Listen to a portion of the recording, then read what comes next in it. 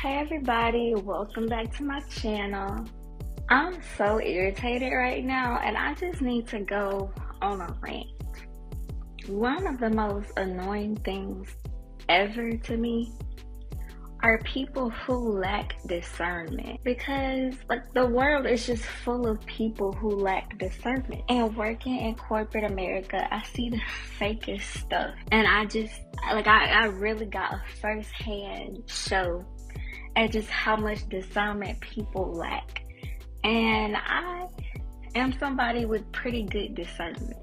I know most people think that they have good discernment, so most people would say that about themselves, but I do. I actually do have very good discernment. And I sit and watch people who speak to everybody every day and is so friendly and joyful acting and giggly and all of that. I sit and I watch them talk to people and try to be friendly and buddy with everybody, and people will actually think that those people are cool with them. And then as soon as the people that they're laughing with or giggling with walk away, they start talking shit about them. And I see that and I notice that so much. And at work, I stay to myself, and people think that I'm mean or I'm stuck up because I like to stay to myself, even though I speak to everybody and I'm nice. Well, let me correct this. Everybody doesn't think that. A lot of times it's just people who want more of your energy than you're willing to give them. And when you don't give it to them, they're offended by it. And they then try to spread a certain narrative or rhetoric about you to other people. Or they want people to feel how they feel about you. But I just get so annoyed that a lot of the times people will think that the person who is in everybody's face all the time, giggling and cackling and hee-heeing, is a good person or is their friend just because they smile in their face. That is insane. A good example I have is, I have a coworker at my job. A lot of people are switching teams and moving around, and 3 people in particular have been moved around. And there are 2 guys and a girl who have been moved to my team. And one of the guys who had been moved to my team is a little weird. He loves to make he explains his sense of humor as homoerotic. He said that he has a very homoerotic sense of humor. And he likes calling, this is a corporate job, by the way, and he likes calling other men at work daddy. And just saying all kind of off the wall stuff. And he's a character. He's interesting. And I don't laugh if I don't think that something is funny. And if I think something is funny, I'll laugh. He tries to make jokes sometimes, and if it's not funny, I'll just give a chuckle or something or whatever. But my thing is, I'm not cackling and hee in his face. And the other guy and the girl who got put on my team, they like doing that with everybody.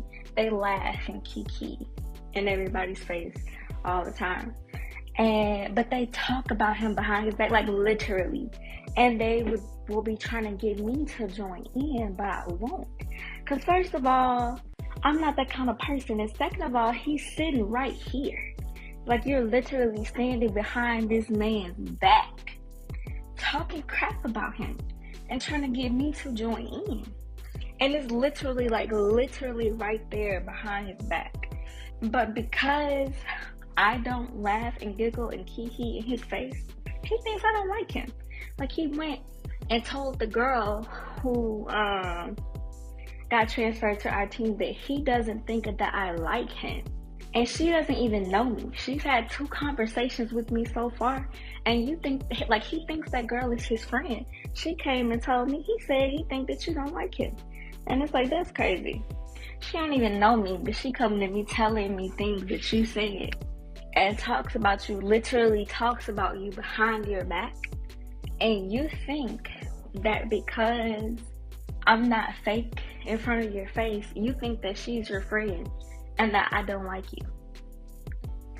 And that's insane to me. That brought me to the realization that most people have horrible discernment. I know this is just one example, but this happens a lot with more, like, this happens all the time. And it brought me to the conclusion that as long as you smile in people's face and pet their ego, you can get away with anything. You can get away with anything at all. And me and this person had like conversations sometimes. He was briefly on our team and they moved him to another team. But when he was there, like, we would have conversations and talk about stuff. But another point is that when you're pretty and you have boundaries, people will automatically think that you are mean. Because when he says something out of line, I'll check it, but in a nice, polite, respectful way. More nice, polite, and respectful than I should be. Because he asked me one day if my hair was real. He's a male sapien. The other 2 are not, but he's a male sapien.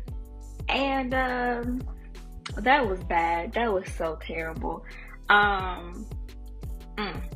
Shouldn't have said that. But yeah, he asked me, was my hair real? I feel like me calling him that was just a return of the energy he gave me when he asked me, was my hair real? And I called him out and I said, you're not supposed to ask Black women questions like that. And I pointed out like stereotypes and biases, to which he pretended like he didn't know of any or have any. And I was like, well, if you didn't know of any or have any, you wouldn't be asking me whether or not my hair is real, because you know that women who look like me can also have long hair. Which, by the way, my hair is real. Yeah, you're just assuming that because I am of African American descent, that my hair should be as long as it is. Also, he has a Black girlfriend, and his girlfriend has she's like darker skinned with 4C texture hair. And then he started telling me, oh no, my girlfriend does this and that and that and that. And I'm like, that has nothing to do with me. Nothing to do with me at all. And I continued to be friendly with him after that. Like, I was just letting you know, that was out of pocket, that was disrespectful, and he won't do that with me again. But, and like I said, I don't talk about him behind his back. I'm polite, but just because I do not stroke his ego, he's under the impression that I don't like him, when everybody at work that I come into contact with all talk crap about him so bad. Like, they talk about the food he eats at work every day and say that his food looks like dog food. And I'm actually somebody who feels bad for this guy. Like, he said he can't afford any more food, he can't afford food. That's why he brings that type of food to work. And y'all sitting up here saying it looks like dog food. And like, I'm trying to take up for you and be like, well, maybe he has dietary restrictions or something. I could have told them when he told me about not having any money, but I didn't. And it's just like, it's just crazy how easily fooled people are just because you smile in their face. Like I said, you can get away with murder as long as you're willing to stroke people's ego. But my rant really wasn't just about that. Like, that didn't inspire the rant. That was just an example. And I kind of feel like on a certain level, or I will hope that on a certain level, he knows that I'm not the one he needs to be directing his, I don't know, whatever problem he has. I feel like he knows I'm not the one that he should be directing that toward. I feel like since I don't cackle and giggle and kiki in everybody's face at work, and he probably notices that. And to some people, that equates to social standing or social power. I feel like he's just afraid to call out who's actually talking about him. And it's easier for him to take out like his misguided aggression or whatever it is on me and say he doesn't think that I like him, to like gain sympathy, or maybe turn the tides from him to me when it comes to like who's getting talked crap about. But his mistake is that he didn't realize that I am a social currency. I almost want to say, I hate to sound cocky, but I actually don't. Because it's not cocky, it's just me realizing the power that I hold. But I am the social currency, because both of the people that you're telling you don't think like me wants in on my energy and, you know, want to get close to me. The first thing that girl did when she had a chance to have a conversation with me is trade in some information that you told her about me to see what I think about it, or to see how I felt about it. Not having good discernment will have you running around looking like an effing idiot every single time. But anyway, that is the end of my rant.